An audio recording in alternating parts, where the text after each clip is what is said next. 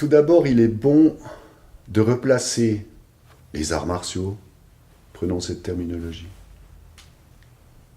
dans le contexte culturel. Je pense que c'est très important de faire ça. Alors là, il y aurait une espèce de triptyque. La Chine, le monde occidental et le Japon. Replacer les arts martiaux dans leur contexte culturel, parce que de cette culture, de cette nappe culturelle, à partir d'elle, vont jaillir les arts martiaux.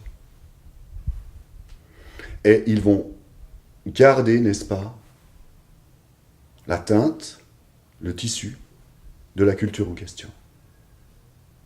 Si vous prenez, et c'est très intéressant, la pratique des armes en Europe, la technologie, les forges, la manière de faire la guerre, cheval par cheval, les croisades, les guerres intestines.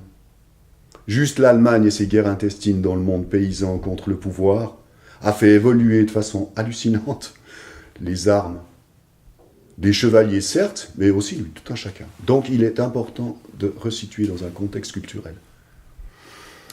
Laissons l'Europe quelques instants, je ne suis même pas sûr d'y revenir d'ailleurs. Il faudrait, mais la Chine et le Japon. Alors, il faut s'intéresser à l'interprétation ou non de ces deux contrées du monde.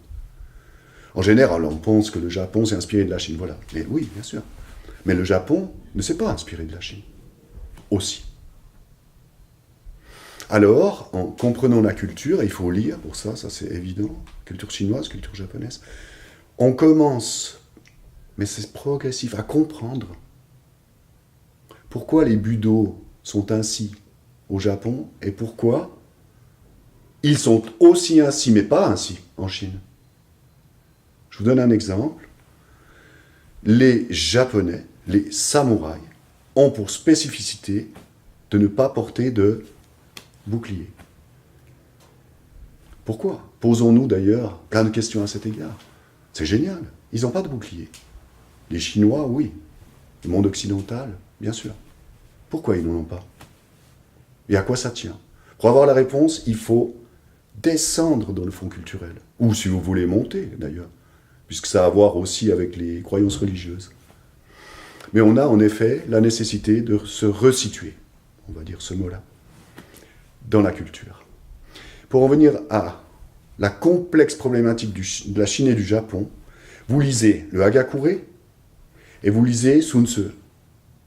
Vous verrez comment ces deux livres font une distinction radicale entre la mentalité japonaise et les samouraïs, et de l'autre côté, la mentalité chinoise, qui ont des guerriers, mais pas des samouraïs.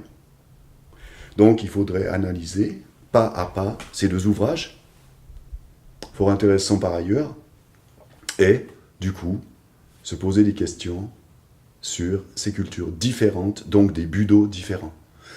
Dernière chose, il faudrait ensuite, et ça m'est arrivé, puisque j'ai vécu 3 mois à Taïwan pour analyser les arts martiaux chinois, du point de vue technique.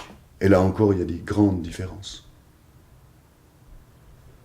La manière que les Chinois ont d'envisager leurs arts martiaux n'est pas celle des Japonais. Certainement pas. Mais là, ça nous ferait rentrer dans des détails.